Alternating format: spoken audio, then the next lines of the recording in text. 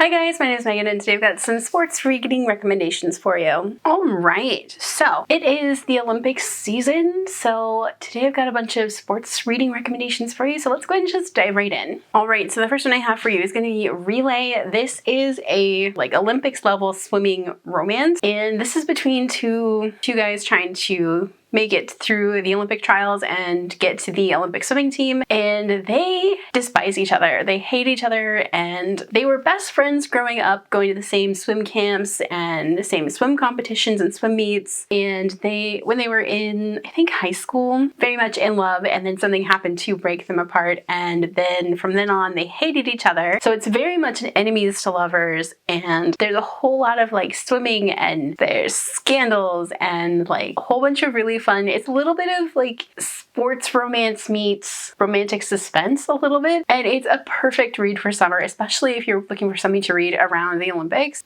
Next up I have Haikyuu. This is a manga and it's centered around volleyball, and it's so funny, and the characters are all ridiculous and funny, and just the art style is so good.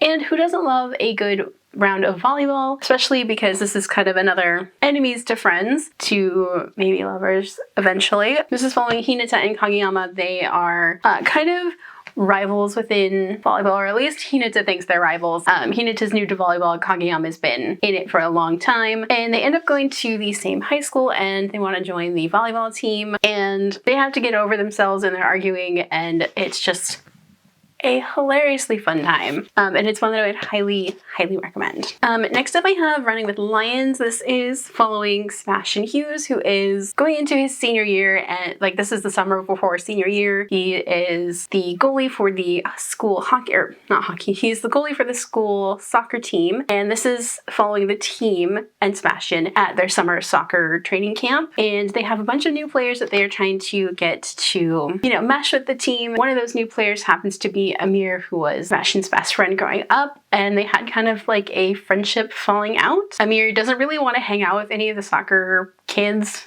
really. He's just there to make his dad proud or something. I don't remember. It's been a while. And he and Sebastian kind of rekindle their friendship, and it turns into more of a romance, discovering feelings for each other. And a lot of the kids on this particular soccer team are queer. This is kind of a team full of misfits, and Sebastian himself is bisexual, and this book also does deal with eating disorders in boys, and I just want you to be aware of that before diving into this one, just in case that might be a trigger. But this is a really soft and sweet, summer sports romance, and it's so sweet. Next up we have a not so sweet book, and that is going to be All for the Game. This is the first book, The Foxhole Court. This is the Mafia sports book, if you haven't heard of that before. This is following Neil Johnston, who's kind of on the run from his father, who is a serial killer who happens to work for the Japanese mob. Also set around a sport called Exi, which is kind of it's a made-up sport. It's kind of like lacrosse meets soccer and hockey, and all of the brutal aspects of all of those sports put together.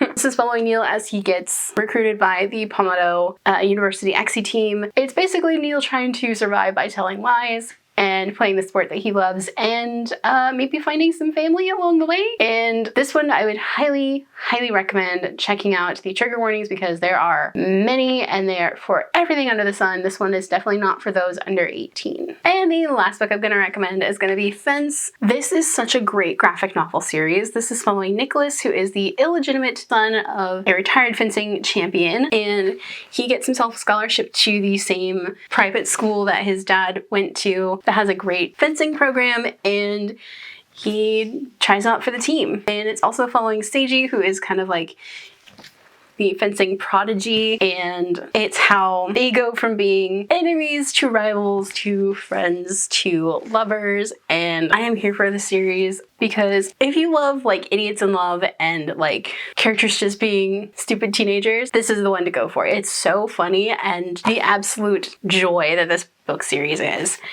just perfection. One that I would highly, highly recommend. It's just really fun, and it's about a sport that you don't see a lot of coverage for outside of the Olympics, and it's definitely one to check out. All right, so those are some of my sports recommendations for, for when you're watching the Olympics, or if you need a sports something or other to help tide you over for the Olympics. Do you guys have any sports themed books that you'd like to recommend? Let me know down below. If you guys like this video, don't forget the like button. If you haven't already but would like to, go and hit the subscribe button. And if you'd like to follow me on social media for more bookish stuff, check out the links down below. Alrighty, bye guys.